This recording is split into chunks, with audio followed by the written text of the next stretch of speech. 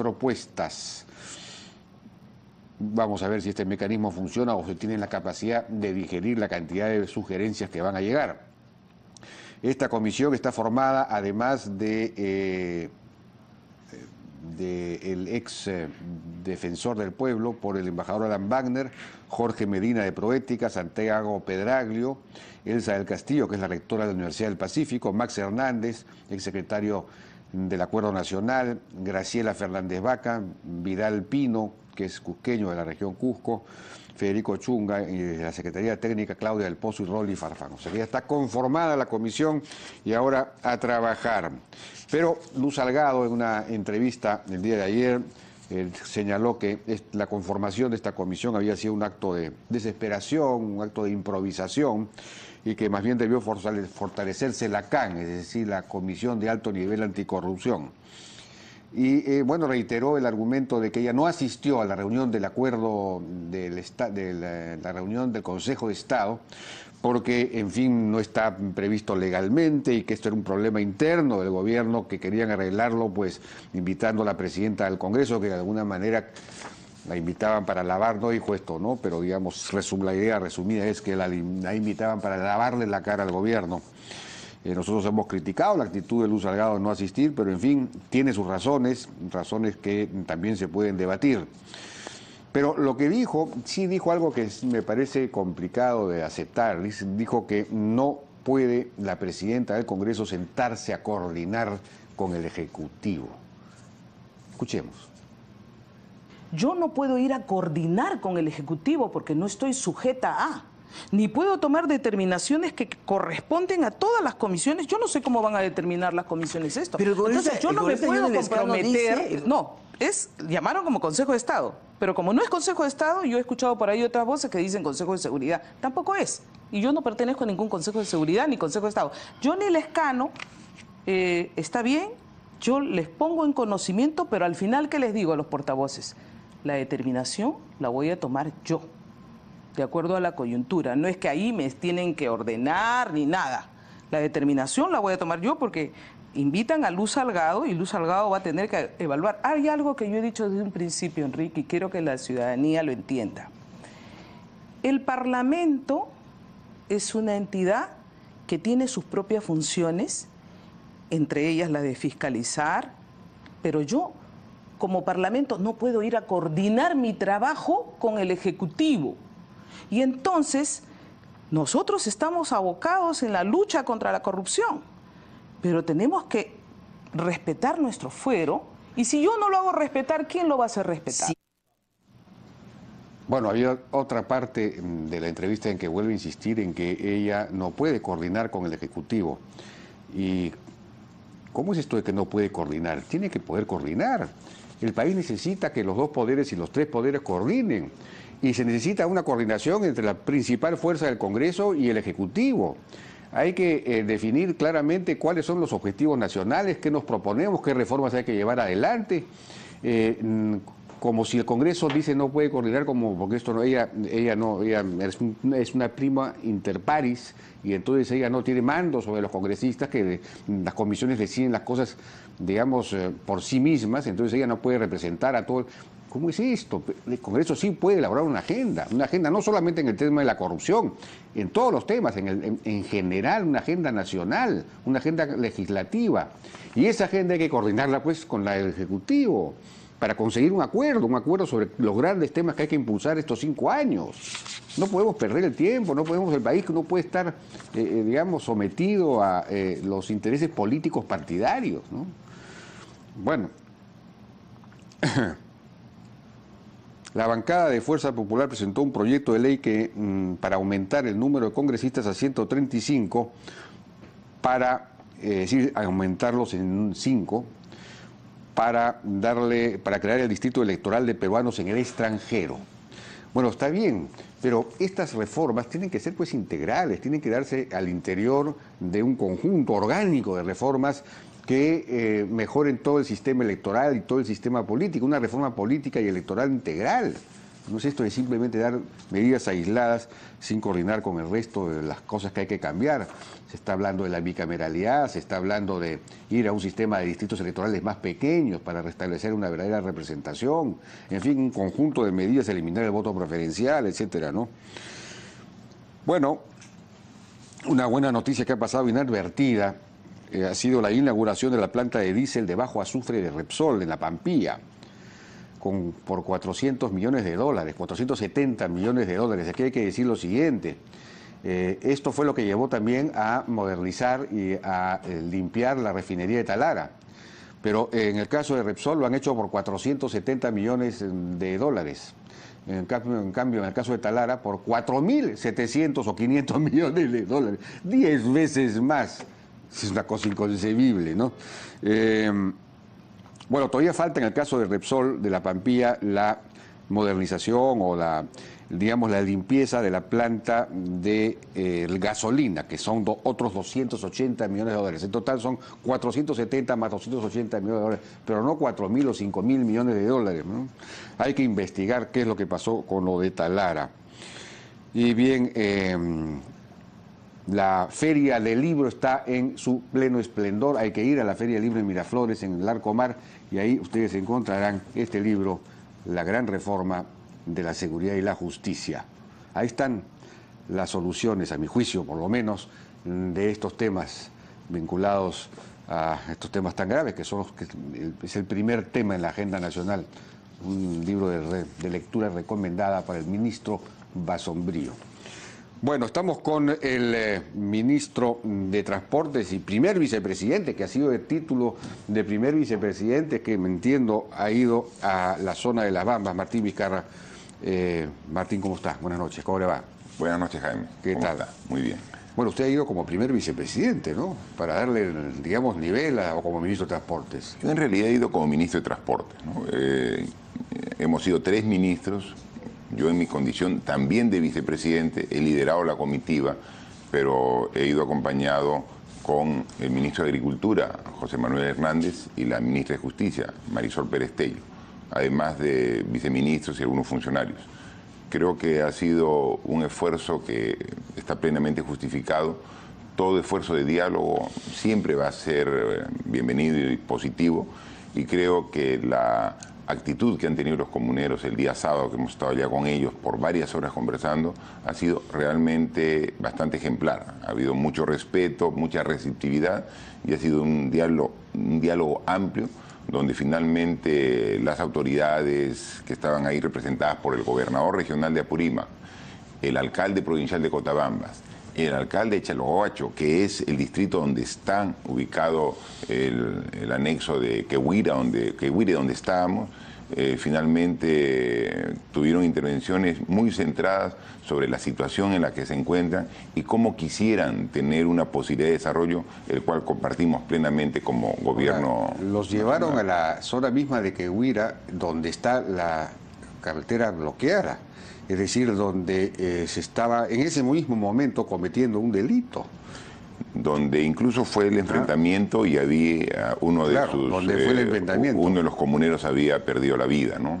Estábamos ahí, hemos conversado con la viuda, con la señora esposa de Quintino, hemos estado también, hemos visto a sus 3 hijos, entonces sí, hemos estado en ese lugar. Y ellos querían simbólicamente que en ese lugar sea la conversación, a pesar que las coordinaciones del día viernes con el alcalde fueron para que sea en la capital de la provincia, específicamente en Tambobamba. Nosotros llegamos a Tambobamba y no había nadie. Nos convocaron para que vayamos y fuimos, porque si hemos hecho todo el esfuerzo, hay que conversar, hay que hacer el esfuerzo completo y no a medias. Por eso fuimos y creo que el diálogo ha sido bastante productivo. Ahora, sin embargo, bueno, me dicen que ya la carretera alterna, digamos, ya ha sido desbloqueada y entonces la mina ya podría sacar el mineral por la carretera alterna, ¿no? El acceso que había sido bloqueada, pero ya, en cambio, la que fue bloqueada inicialmente con las zanjas sigue bloqueada, es decir, todavía no han levantado la medida de fuerza. El acceso a la mina tiene 2 alternativas, ¿no? Una alternativa que pasa por Chalhuahuacho, y otra que pasa por estas comunidades, ¿no? que han tenido esta medida de protesta y que ha sido respaldada por toda la población, por las autoridades. Cuando nosotros hemos llegado el día sábado al lugar, estaba todo cerrado, ¿no? El comercio, no había absolutamente ninguna actividad, todo estaba cerrado. El día domingo, el día de ayer, ya abrió el comercio, el tránsito se restableció. Recuerde que incluso... Pero digamos, la pregunta es, ¿ya la mina puede sacar su mineral por la carretera alterna? Y es una decisión que seguramente la mina va a tomar de manera gradual, porque ayer domingo ya ha hecho uso de la vía porque tenía personal que no podía salir porque estaba bloqueada. Entonces tenía personal que ya había pasado el tiempo de permanencia en la mina, porque ellos tienen una cantidad de días que están en la mina y días que salen en su descanso. Había gran cantidad de personal que no podía salir y ya el día de ayer... Estaban bloqueados, secuestrados, sí, ahí en buena cuenta. Estaban bloqueados, ¿no? Entonces ya ayer mismo han salido el personal, ha ingresado el nuevo personal, ha habido el movimiento, ya hay fluidez, hay normalidad en toda la provincia, menos en una parte del acceso, que esperamos. Estos procesos de diálogo, de llegar a acuerdos, son complejos. Yo los conozco porque también los he vivido como gobernador y alguna vez también dirigente en Moquegua, ¿no? Entonces, es un proceso que es gradual, pero yo estoy seguro que en el transcurso de los días, no estoy hablando un tiempo muy largo, debe superarse completamente y debemos llegar a tratar el tema de fondo. Es qué hacer para que Cotabambas, una provincia que está tan pobre en la actualidad, pueda lograr de manera gradual y progresiva tener el desarrollo que todo ser humano, que toda familia anhela. Bueno, esa es una de las grandes fallas en todo este proceso, que no ha habido un plan de desarrollo integral, un plan de desarrollo rural, ¿no?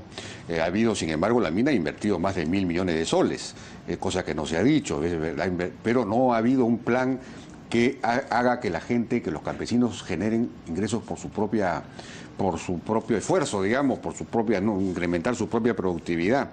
Pero usted señaló algo que me llamó la atención, que la provincia de Cotabambas está en el último lugar del índice de desarrollo humano. Pero yo he estado chequeando esto en la mañana y no está ni remotamente en el último lugar. La última información es del año 2012, el último índice que se publicó, y él está en el número 185 de 196. Claro, está por supuesto de la colda, pero digamos, hay 11 que son más pobres, no está en el último lugar, ¿no? Esa es una aclaración que hay que hacer. Y otro tema que había que aclarar, que es muy interesante, y he estado revisando en el INEI las cifras de pobreza, y la pobreza ha disminuido muy apreciablemente entre el año 2009 y el 2015. Bajó de 74%, fíjese usted, a 36%, es decir, se ha reducido a la mitad la pobreza entre el 2009 y el 2015. Y esto se debe, en una medida muy importante... ¿En la provincia de Cotabamba o en la región Apurímac? No, Apurímac. En la región Apurímac, pero lo contradictorio es que en la misma provincia la disminución no ha sido de esa magnitud. Y eso es lo contradictorio, ¿no? Pero por esta cifra del índice de desarrollo humano, que no está en el último lugar, es del año 2012, estamos en el año 2016, y la inversión fuerte se ha dado los últimos 4 años. Entonces, es muy probable, habría que ver las cifras de Antabamba. Estoy seguro que ha mejorado mucho, de Cotabamba se ha mejorado la situación, ¿no? Yo he estado y he constatado, no tiene agua potable. Ningún distrito tiene agua potable. Ah, bueno, eso, por supuesto. La educación es pésima, los resultados.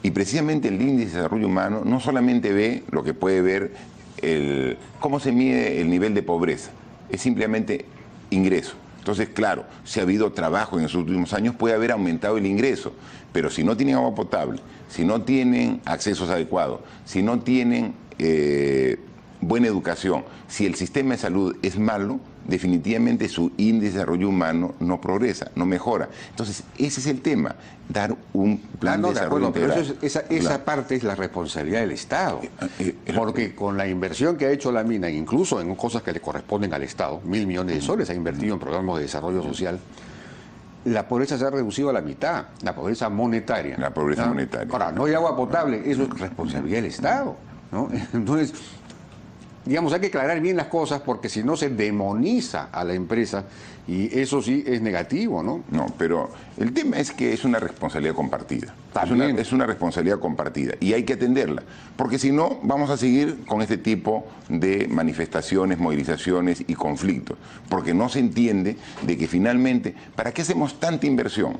O sea, ¿para qué hacemos tanta inversión como esta? ¿Por qué la promovemos? Para mejorar el nivel de vida de todos los peruanos. Así es. Eso es lo que quiere el Estado, Por eso, que mejore el nivel de vida de todos los peruanos. ¿Y por dónde deberíamos empezar? Precisamente por la provincia donde está. Hay que dar las posibilidades de inversión a todos los peruanos. Y eso se requiere. Pero no es posible que no se tenga ni siquiera un servicio básico como es agua potable. Y eso lo hemos constatado. El empleo se ha incrementado en construcción, hoteles, restaurantes, minería, en hoteles 103%, en hoteles 54%, restaurantes 45%. Ha habido un boom realmente. Ahora, la infraestructura básica, el agua potable de Chalhuahuacho, ¿es responsabilidad de la empresa? Es el Estado. ¿O del Estado? Es del Estado. Ah, bueno, entonces pero a eso vamos. ¿Quién es el que no ha cumplido? Pero eso hay que cumplir. O sea, a eso es lo que vamos. Hay una frustración de la población de que ven por televisión, escuchan en los diarios, en la radio, de que se ha hecho la inversión más grande de la historia, 10.000 millones de dólares y no tiene agua potable. Hay que ir a ver las instituciones educativas, lamentable. Sí. Entonces, esa es la frustración, eso hay que corregir, eso es lo que hemos hablado con la población, que queremos asumir el reto de hacer de Cotabambas una provincia que sea modelo de desarrollo. Se puede, perfectamente se puede. Hay que planificar, hay que establecer un orden de prioridades en los proyectos y hay que comenzar a trabajarlo. ¿En algo puede colaborar la mina? Por supuesto que sí, y, claro está dispuesto a hacerla. Y yo creo que la mina ha fallado en el sentido de que no ha concebido las obras que ella misma ha hecho, digamos, dentro del fideicomiso que se creó, dentro de un plan integral de desarrollo rural. Claro, que ese plan integral debió haberlo dado el Estado, pero de todos modos la mina pudo haber, en fin. Ya, pero además, no vamos a llorar ya sobre... Además, un tema importante es el hecho de que en la etapa de construcción del proyecto se ha generado muchos puestos de trabajo. Así es. Más de 10.000 puestos de trabajo. 18.000. Ya, 18.000. Ahora hay 5.000. Sí, pues. Es decir, hay 13.000 puestos menos. Así es. De esos 13.000 que han perdido su trabajo en esta etapa, gran porcentaje son del lugar. Y no se ha coordinado, no se ha organizado el desarrollo de sectores productivos alternos, complementarios para que puedan absorber esa población. Ahí se ha generado pues un vacío. ¿Se da cuenta? Claro. Y hay una, claro. Entonces, eso se hace, tiene que hacerlo el Estado, la empresa y las mismas comunidades, conversando. Claro. Entonces, ellos quieren ahora retornar a su actividad anterior. Necesitan, pero no tienen agua suficiente, necesitan algún tipo de represamientos de agua para su actividad agrícola, para su actividad ganadera. Esa es actividad productiva para tener ingresos, para tener trabajo. Pero a la par necesitan que vean ellos la mejora en su atención de salud, educación. Entonces, todos estos temas. Y si a eso le sumamos el hecho de que ahora son 250 carros que pasan, cargados 125, de regreso a mayor velocidad descargados, por delante de sus viviendas, de sus chacras, en terrenos que no están asfaltados en carretera, entonces eso genera una suma de solicitudes, de pedidos que no están siendo atendidos. Eso es lo que queremos. Sobre ese tema también vamos a regresar sobre el tema de la carretera. Pero yo lo voy a invitar. Ahora que usted habla de un plan de desarrollo integral, yo lo voy a invitar para que se quede después, porque vamos a presentar acá un plan de desarrollo integral para toda esa zona que lo van a presentar Leopoldo Monzón y Carlos Paredes. Vamos a ir a una pausa y regresamos. Sería bueno. Bien, seguimos conversando con el ministro de Transportes, Martín Vizcarra, sobre el tema de las Bambas. Este asunto de las 4 comunidades, yo estaba averiguando y resulta que estas 4 comunidades tienen una posición distinta a las demás comunidades, ¿no? Y a la municipalidad, tanto de Chalhuahuacho como la municipalidad provincial de Cotabambas. Ellas están pidiendo la desclasificación de la ruta de esta carretera que fue ampliada por la mina, a pedido de las propias comunidades, que fue clasificada como ruta vecinal. pero forma parte, ya es una ruta pública, entonces no se puede cobrar. Ellos están pidiendo peajes, están pidiendo una serie de cosas que no proceden. ¿O a usted le parece que sí proceden? Mire, hay conceptos que están errados y que hay que aclararlos. Una vía, cuando se clasifica por parte del Ministerio de Transporte y Comunicaciones, que la clasifica, puede ser vecinal cuando la responsabilidad del mantenimiento de la vía es del municipio, departamental cuando el gobierno regional tiene que hacerle el mantenimiento, las mejoras, y nacional cuando es el Ministerio de Transportes. Independientemente en qué nivel se encuentre, se tiene que, para intervenir la vía, se tiene que hacer el saneamiento físico y legal del terreno que ocupa la vía. Hay que pagar. Esa vía no ha sido pagada a los dueños de manera integral. Entonces ahí hay un reclamo que en ese sentido es justo. Y ese reclamo, que ahí está el error de estas comunidades que piensan que lo pierde este derecho que tienen a recibir un pago por su terreno, porque es un terreno. Nosotros estamos actualmente ampliando la vía para que sea la autopista hasta Pisco, ¿no? Como Ministerio de Transportes. Y para hacer tenemos que tomar terrenos agrícolas. Claro. Y tenemos que pagarle al agricultor, el dueño. Evidentemente. Igualito allá. Si tenemos, ahora, si vamos a faltar... La mina, yo le pregunté eso después de escucharlo a usted, y la mina sostiene que ellos han pagado 2 millones y pico de sol, más 2 millones y medio, 2.800.000 soles, en exactamente lo que me dijeron, en 72 acuerdos de indemnización con las comunidades y 456 con posesionarios. Compensación total 2.4 millones de soles. Esto durante la ampliación, porque la misma ampliación fue solicitada por la comunidad, y la comunidad cedieron los terrenos para hacer la ampliación, y ellos han compensado de esta forma. ¿Qué se tiene que aclarar? Entonces ahora había una especie de segunda ronda de compensaciones. No, es que... ¿Cómo es esto? No, es que tiene que ser un trabajo formal.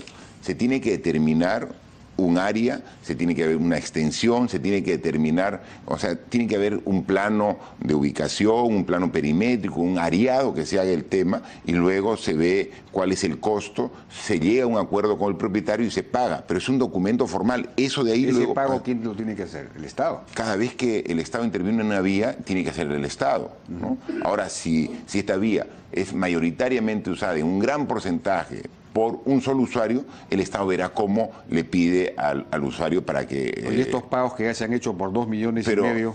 Nosotros hemos conversado con las comunidades y nos dice que son por otros conceptos, no es por el concepto de la carretera. Hemos pedido a la minera y no nos ha dado la información.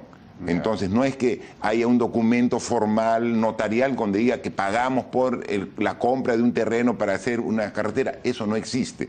Entonces, la carretera ya estaba hecha era una trocha comunal. Era una trocha comunal. Según la empresa, las propias comunidades solicitan la ampliación, porque les convenía pues una carretera más ancha. Está muy bien, pero esa trocha comunal, si va a ser intervenida a nivel de una carretera, y luego va a ser usada de manera pública, necesita un pago para el propietario. Eso no se ha hecho. Hay que hacerlo.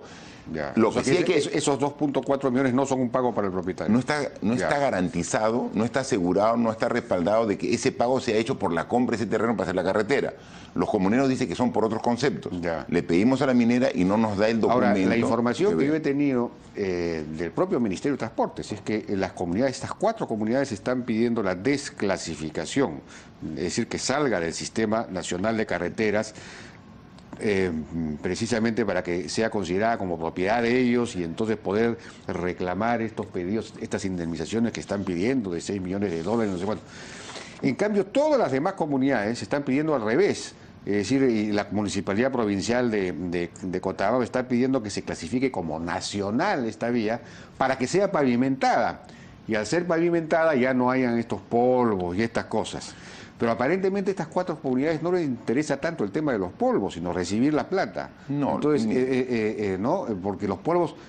Ese es otro tema que yo quería preguntarle.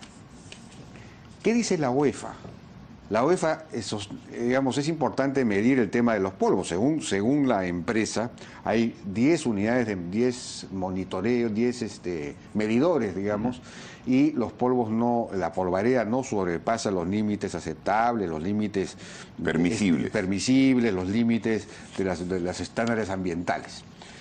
Pero eso lo dice la empresa, dice que incluso hay monitoreos participativos. ¿Qué dice la UEFA? Para saber si realmente esto es un problema o no es un problema, ¿no? Pero no nos vamos a detener en ver si la cantidad de polvo que es evidente que hay es aceptable o no. O sea, ¿por qué no vamos al fondo del asunto? Eliminemos el polvo pavimentando la carretera. Asfaltemos la carretera. Reconozcamos la propiedad a la comunidad por donde pasa la carretera. Atendamos su pedido. Ahora, yo le haría esa pregunta porque según información que tengo del propio Ministerio de Transportes, ya se estaba llegando a un acuerdo 2 días antes de los acontecimientos, del enfrentamiento. Hubo una reunión, una mesa de trabajo con estas comunidades y ahí ya se había, no sé si se había informado, pero ya se sabía, porque Provías Nacional había informado que asfaltar toda la carretera costaba 456 millones 456 millones de soles. Es un aproximado porque aún no se ha hecho el estudio. Te confirma eso. Es un aproximado. 450, sí. un aproximado. Y que el asunto estaba ya simplemente en distribuirse el costo. Cuánto iba a poner el Ministerio de Transportes, cuánto el gobierno regional de Apurímac, cuánto el gobierno regional de Cusco, la empresa y las otras 2 empresas, es decir, cuánto iba a poner cada uno. Eso era lo que faltaba ya definir y se produce el enfrentamiento 2 días después. Entonces yo me pregunto... Pero Jaime, el tema es que se están viendo cómo se va a distribuir el costo para atender el presupuesto del asfaltado de la carretera. Claro. Pero sin embargo las comunidades ven y nuestra propiedad, nadie discute ello. ¿Se da cuenta? Por eso le digo, la comunidad quizás no estaban tan interesadas en el asfaltado. No, pero es que en ese análisis que se comienza a hacer, no se las incluye a las comunidades. O sea, se las era con ellas. No, a ellos solamente se les informa que se va a asfaltar la carretera y eso era un costo. Por eso, solucionemos el problema. Ya. Para eso hemos ido a conversar. Les hemos dicho, no importa si la carretera es vecinal, nacional o de la comunidad, para hacer la carretera se les tiene que pagar el costo del terreno que ellos ceden para hacer la carretera. De acuerdo. Eso es lo que tiene que hacerse. Hay que llegar a un justiprecio.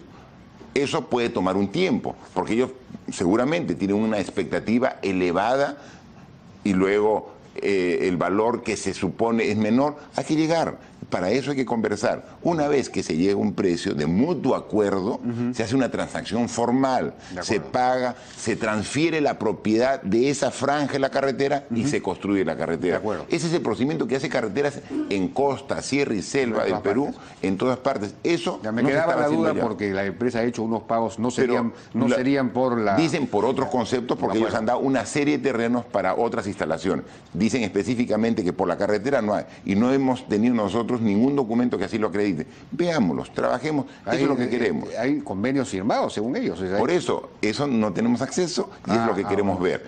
O sea, la comunidad dice que no les han pagado y la empresa no nos ha dado ningún documento que acredite que han pagado por ese concepto. Entonces, para nosotros no se ha pagado el uso del terreno comunal para hacer la carretera. Pero como dicen precisamente las comunidades, nosotros estamos de acuerdo con la propuesta que hemos llevado los 3 ministros.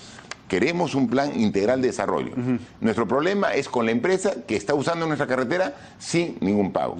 Le digo, incluyamos tu problema con la empresa en el análisis general y nosotros convocamos a la empresa para juntos sacar. En esa etapa de la discusión estamos. Yo creo que voluntad de nuestra parte la hemos demostrado. Por eso hemos ido para ver. Hay voluntad de las autoridades, que no la había inicialmente. Ahora ellos están dispuestos a conversar y a trabajar juntos, alcalde, gobernador regional. Ahora, las comunidades también, en su gran mayoría. Hay 4 comunidades que vamos a conversar para solucionar este problema. Una pausa, si me permite, regresamos.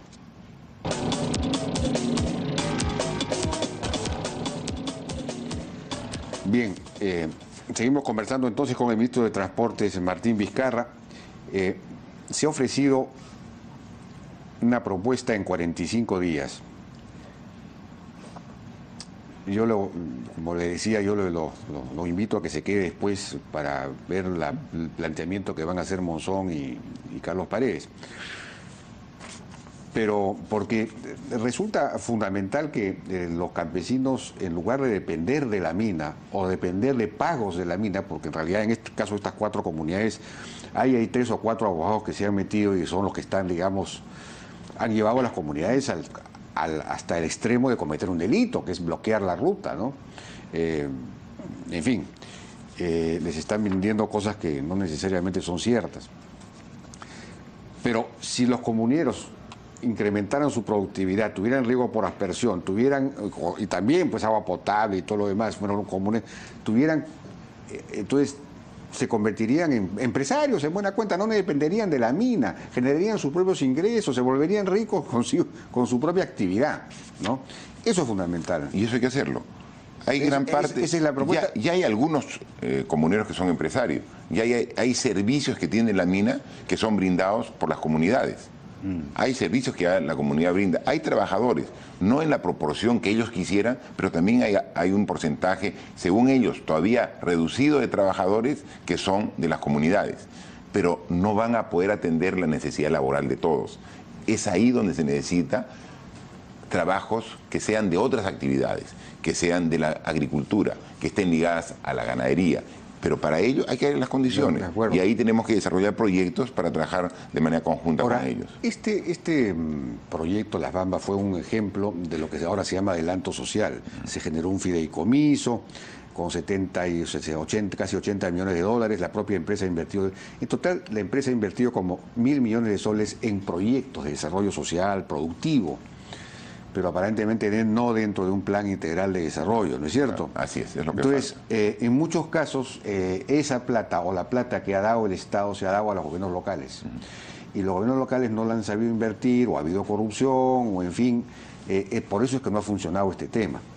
Entonces, aquí se necesitaría una suerte de, no sé, un fideicomiso, una entidad que haga, que se haga responsable de todo este desarrollo para que se ejecute realmente. Mire, hay diferentes mecanismos, ¿no? Puede ser que se le encargue en función de un listado y una priorización que sea de los proyectos, cada sector sea responsable, ¿no? Es decir, si vamos a hacer mejoramiento de riego a través de 2 represas, 4 reservorios, 25 kilómetros de canal, etcétera, se le encarga al Ministerio de Agricultura, que a través de un órgano ejecutivo como el PSI lo desarrolla y se les da una tarea con plazo. Si se va a hacer carreteras, esta es la troncal, pero no es la única. Hay una serie de carreteras adicionales. Provías Nacional se encarga de la carretera principal, Provías descentralizado de las alternas y con plazo y con cronograma. El Ministerio de Educación construye sus colegios, es decir, pero debe haber un listado, una programación para que se pueda llevar un control. Actualmente hay actas confusas que no se sabe qué se va a hacer y cuándo. Solamente hay una relación de 170 proyectos que se ha firmado aceptando hacerla y luego se salva el problema y luego se olvida. Eso es lo que genera esta desconfianza que hemos encontrado. Hemos ido con planteamientos claros. La población nos ha escuchado y nos ha ofrecido nuevamente otorgarnos la confianza, pero una confianza que sabemos que es precaria, que no podemos perderla. Entonces tenemos este plazo que hemos pedido para prepararles y presentarles ese plan de desarrollo integral. Lo sabemos, lo hemos hecho ya, conocemos cómo se desarrolla y eso lo queremos plantear. Muy bien, eso me parece muy bien. Ahora, lo último que quería plantearle, porque ya nos ha ganado el tiempo, es algo que me preocupó, una declaración suya en el sentido de que al policía que disparó hay que identificarlo y hay que castigarlo. Pero si uno lee la ley de uso de la fuerza, la ley, el decreto legislativo 1186, que regula el uso de la fuerza por parte de la policía, el punto sobre fuerza letal, que está en el artículo 7, dice: es el uso de las armas de fuego por el personal de la Policía Nacional contra quien realiza una acción que representa un peligro real o inminente de muerte o lesiones graves, con el objetivo de controlarlo y defender la vida propia o de otras personas. Este es exactamente el caso. Los policías fueron atacados con guaracas, hondas, piedras, y hay 20 heridos y 2 de ellos de gravedad. Entonces, sí se justificaba, yo no voy a justificar un muerto, me parece un grave, muy mal manejo, digamos, de la situación. No se puede justificar la muerte de nadie, y ha sido lamentable realmente, pero tampoco se puede mandar al paredón a un policía por aplicar la ley. No, es que no se aplicó la ley. porque como dice precisamente el ministro del Interior, esta intervención no respetó los procedimientos que correspondían. No, pero una vez que el policía está siendo atacado, Por eso. el delito está siendo cometido por el que ataca. Entonces, está autorizado, Está según bien, la ley. pero en todo caso es un tema que corresponde al Ministerio del Interior. Lo que yo digo y lo ratifico es que se debe investigar el caso. Debe analizarse y determinar quién disparó y que le corresponda la sanción que le corresponda. Establecida en la ley, la sanción que le corresponda. Según la ley, no habría sanción. Ese es el análisis que usted tiene. El ministro ¿No le del parece a Interior, usted que hubo un ataque con piedras y ondas y yo no estaba en ese momento y no tengo resultados de la investigación? Definitivamente, interrumpir el tránsito en una vía es un delito, en eso estamos de acuerdo. ¿Cómo se dio la intervención? ¿Cómo fue el ataque? ¿Cómo fue el enfrentamiento? No lo conozco. Puede haber estado mal planificado. Pero lo que sí puede estar que esté mal planificado. Pero no nada justifica el ataque, digamos, masivo, con piedras, a un grupo de policías. Obviamente. Y nada justifica la muerte de un ser humano. Bueno, pues, o sea, nada. O sea, eso no tiene justificación. Por eso, hay que investigar. Pero eso es un tema que corresponde al Ministerio del Interior. Yo estoy aquí para plantear cuál es la visión que tiene el gobierno sobre el desarrollo de comunidades que están alrededor de proyectos importantes, sean de minería o de cualquier naturaleza. Necesitamos un desarrollo sostenido. Y eso es lo que venimos planteando. Eso es un tema importante, pero lo tiene que ver el sector correspondiente. Bien, Martín Vizcarra, muchas gracias por su participación. Gracias. No, y espero en una próxima oportunidad venir para hablar sobre todos los proyectos del sector que estamos viendo a nivel nacional. Realmente es importante el trabajo que estamos haciendo. Eso es muy importante. Entonces, claro. porque he recibido... Tenía varias preguntas sobre eso, pero ya no nos queda por eso, con gusto para ver, porque el sector, el Ministerio de Transporte y Comunicaciones está haciendo realmente un trabajo muy importante a nivel ¿cuándo nacional. puede usted venir para hablar de eso? Coordinamos para ver y venir y hablar específicamente, no solamente los grandes proyectos que están siendo destrabados, sino los pequeños y medianos proyectos que a nivel nacional se están ejecutando o están pronto a ejecutarse. Bien. Gracias. Muchísimas gracias. Le pido por favor que no se vaya, que escuche usted la siguiente Voy a escuchar con mucha atención, no se correcto. preocupe. Gracias. Adiós. Hasta luego. Vamos a una pausa. Regresamos ahora con Leopoldo Monzón y Carlos Paredes. Y bien, estamos ahora con Leopoldo Monzón, presidente de Provismin, y Carlos Paredes, coordinador nacional de Sierra Productiva, para que, bueno, en el cortísimo tiempo que nos queda, a ver si nos pueden presentar la idea general de lo que sería un plan de desarrollo rural integral ahí. Buenas noches, ¿cómo están? Hola Jaime, ¿cómo estás? Leopoldo, a ver si tú puedes comenzar. Ya, perfecto, voy rápido al tema porque sé que estamos cortos de tiempo.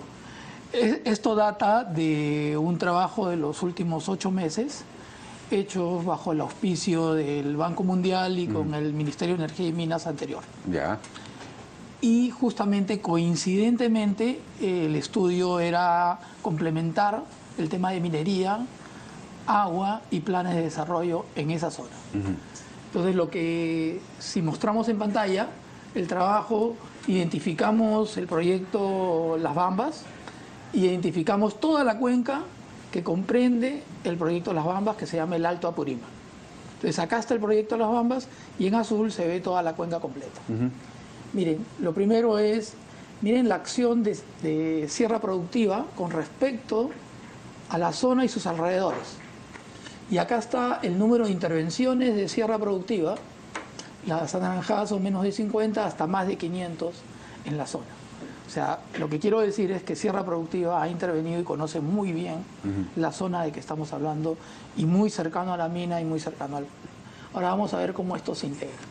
Pero obviamente esto no es, no va a ser importante si es que nosotros no cubrimos el 100% del problema. Y para cubrir el 100% del problema, lo que hemos hecho en Provismin, hemos identificado zona por zona. Vamos a ver acá, vamos a entrar a la zona muy cercana a la mina, Tambobamba, y hemos identificado cada uno de los pobladores, dónde viven y a qué se dedican, con nombre propio. Ya. Entonces, con lo que ha hecho Carlos, acá ha identificado de esta manera, en base de datos, lo que hacen y lo que han venido haciendo, y con dónde Carlos ha intervenido, sabemos exactamente qué debemos hacer en cada una de estas zonas. Entonces, si ya comenzamos a ver las cosas con más detalle en la planificación, vamos a comenzar a identificar las comunidades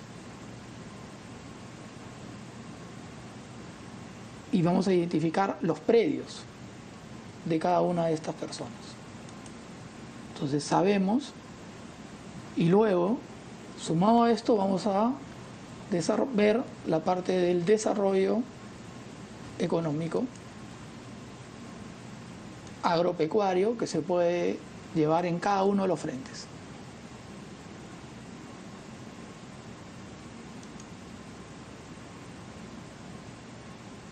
Ahí está. ¿Qué estaríamos cubriendo? Estaríamos cubriendo aproximadamente 30.000 hectáreas nuevas, de las cuales se siembran, donde Sierra Productiva tendría acción directa sobre 50.000 familias. Esto, Carlos, hoy día lo va a explicar seguro, ha hecho el estudio Cotabamba, pero nosotros ya hemos proyectado toda la cuenca. Esto se pagaría, como tú lo dijiste, en un año, y en impuestos en 3 y 4 años está cubierto el total de la inversión. El total de la inversión son 500 millones de dólares y cubriría el desarrollo productivo completo y empleabilidad total en la zona. Desarrollo productivo incluyendo las tecnologías de Sierra Productiva. Las tecnologías de Sierra Productiva. Pero hay otras inversiones que hay que hacer. Claro.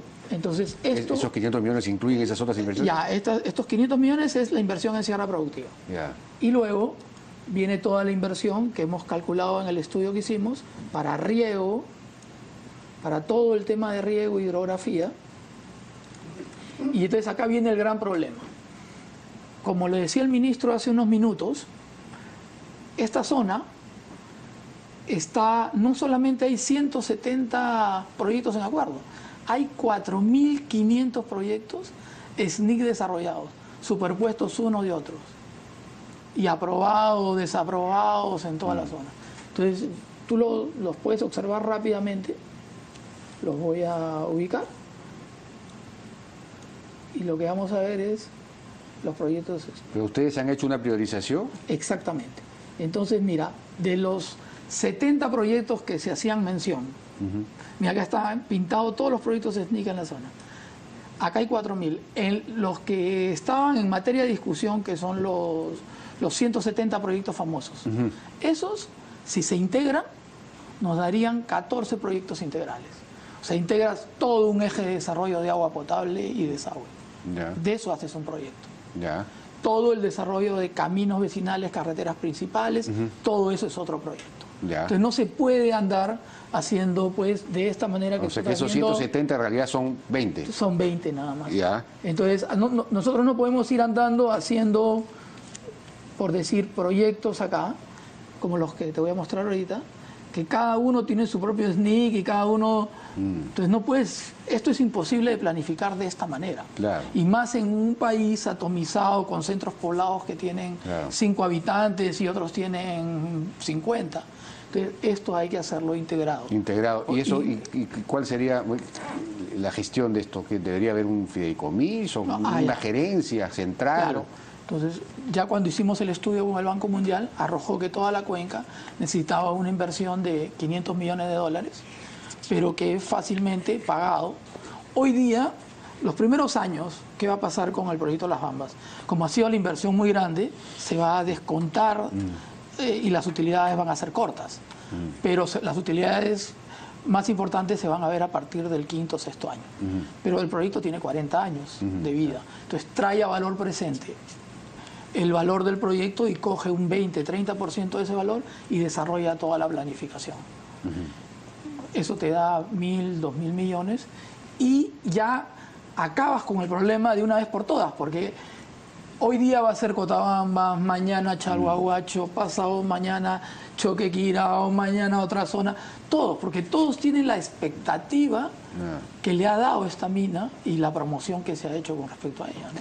Bueno, entonces, en resumen, ustedes tienen tienen un plan, en realidad tienen los temas priorizados, los proyectos priorizados, saben qué es lo que hay que hacer, las secuencias y todo lo demás. Exactamente, eso es lo que ya nosotros hemos trabajado en estos 8 meses, como dije, con el auspicio que tuvimos, ¿no? De acuerdo, vamos a ir a una pausa y regresamos.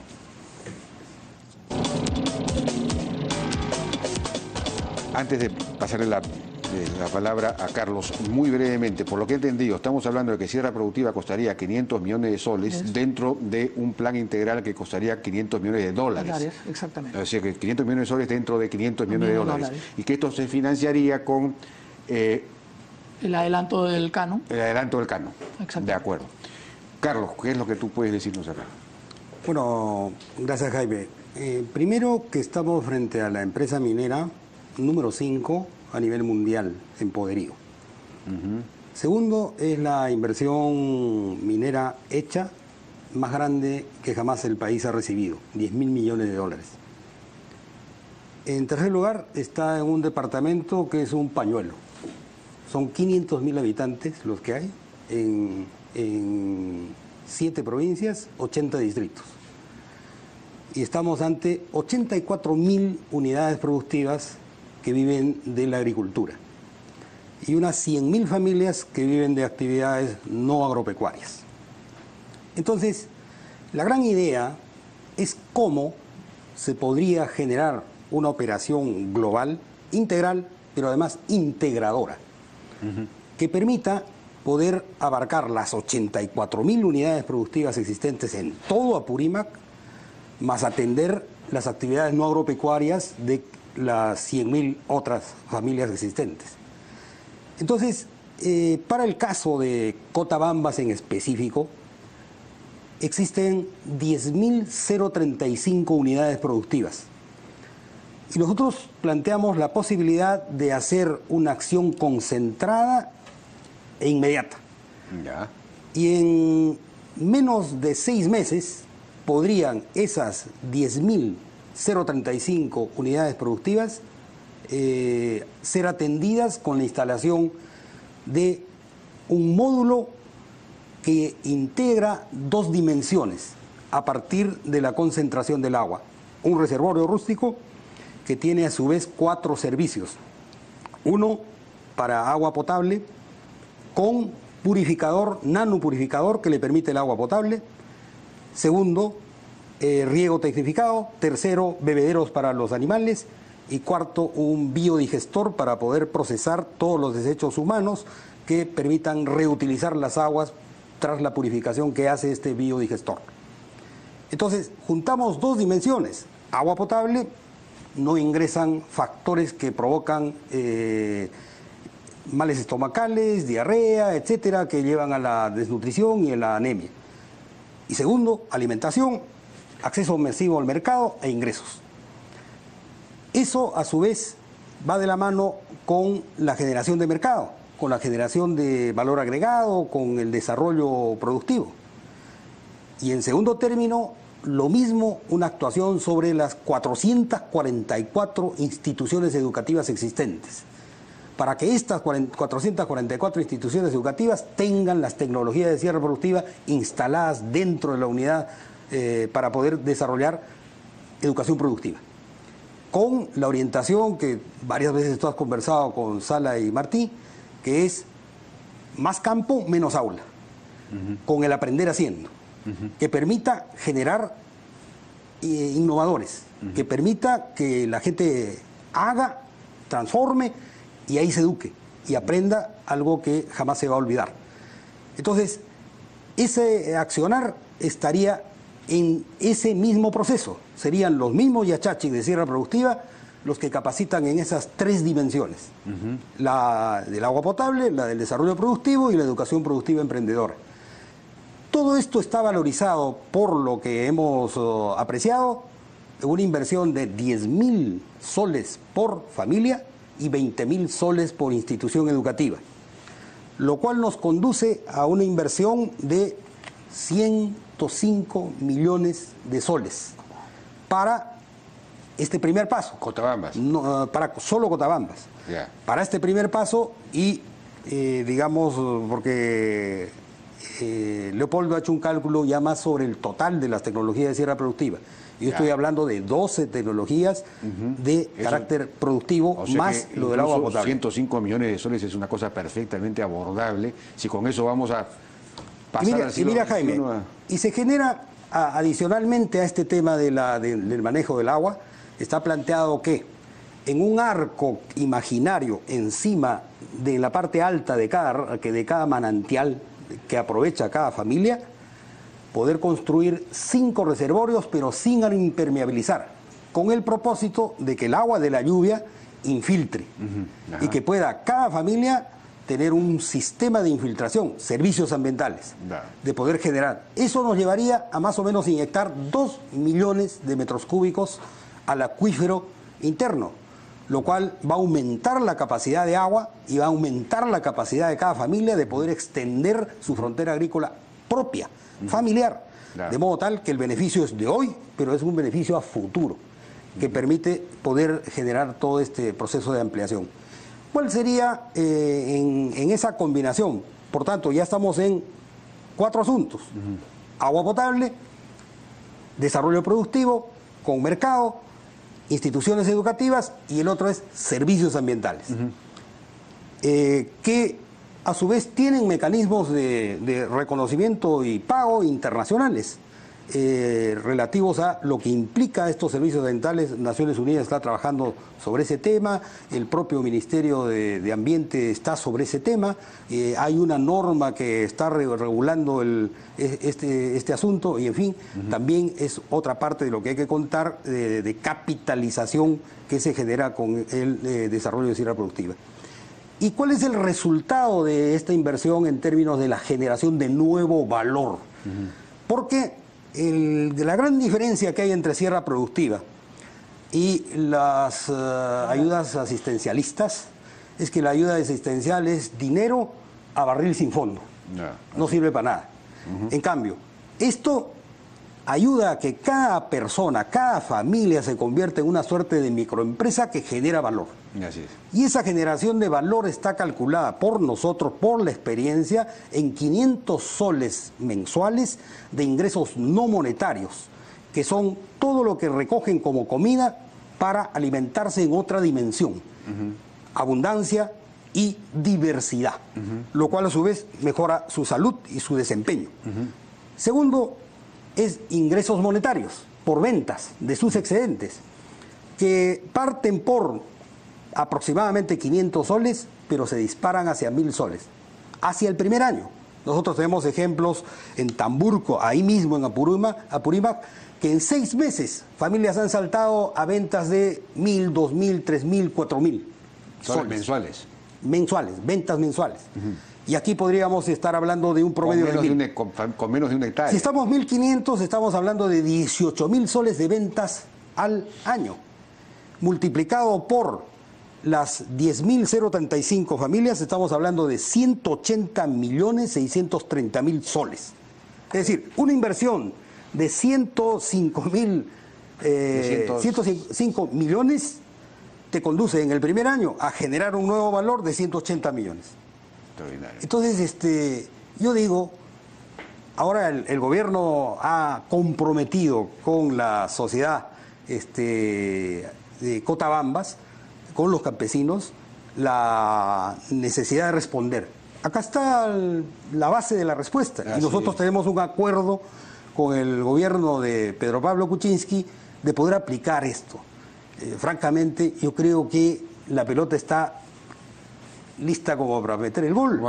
Y la posibilidad entonces de que podamos hacer esto, nosotros nos comprometeríamos a colocar los mejores yachachis, los de la mayor experiencia, a poder atender este tema, porque creo, Jaime, que el Perú está en deuda frente a los problemas que han habido de la minería en el norte, en el centro, en toda la historia del país, y creo que es la gran oportunidad de que ahora la minería pueda ser parte de un desarrollo mucho más integral. Nosotros, junto con Leopoldo y también en otros núcleos de trabajo, hemos avanzado también a una mirada global del corredor de Cotabambas hacia Marcona y de Cotabambas hacia Tacna. Es decir, el total del macrosur. Y la posibilidad entonces de que podamos mirar el desarrollo como una articulación que nos permita poner por delante el desarrollo del agro, comprendiendo que estamos ante un agro de pequeña producción de agricultura familiar, y poner a su costado otras actividades económicas, entre ellas servicios ambientales, el tema de turismo, el tema de minería, el tema de la generación de una industria, porque ese es el otro problema que tiene el reto de atender el proyecto minero. Porque mira, Jaime, esta mina, que es la número 5 en el mundo, hagamos de cuenta que son 4 containers uno encima del otro, que se está parando en una economía apurimeña que más o menos se asemeja a una carretilla. Sí. Porque no tiene estructura. Claro, de acuerdo. Tú vieras las ferreterías que hay en Abancay y en cada distrito. Nada que ver. Hay que construir un aparato de comercialización. ¿Para qué? Para que Las Bambas se abastezca de insumos que puedan provenir del mismo Abancay, o que de ahí le comercialice, más o menos como lo que ha ocurrido en Cajamarca, o como lo que ha ocurrido en el centro años y décadas atrás. Que igualmente pueda nacer una industria que le provea de una industria metalmecánica, que le provea de repuestos, que le provea de maquinaria, como ha ocurrido en los casos de Cajamarca, en alguna zona central, y es verdad que la minería ha ayudado a que aparezca una industria metalmecánica, pero tiene que aparecer una industria metalmecánica apurimeña, para que también su clase económica, su clase empresarial crezca. Ya, porque pero ahora por, después... pero por el momento concéntrate pues en la parte agraria, Carlos. No, pero digo, para poder mirar el horizonte que todavía quedan como retos. Pero si es que esto se desarrolla, Jaime, y ahora, nosotros somos de la idea de que Cotabambas se actúe de manera integral, las 10.035 familias ser atendidas, no unas y no otras. De acuerdo. Y en segundo lugar, el segundo paso es las 84.000 unidades productivas del total de Apurímac. Bien, ya nos hemos pasado 4 minutos, yo les agradezco muchísimo, me parece que está clarísimo el plan, está cantado, está dado, está ofrecido. Hay que tomarlo, simplemente hay que tomarlo. Esperemos que el gobierno lo tome. Muchísimas gracias. Bueno, vamos a una pausa y regresamos. Muchas gracias a ustedes.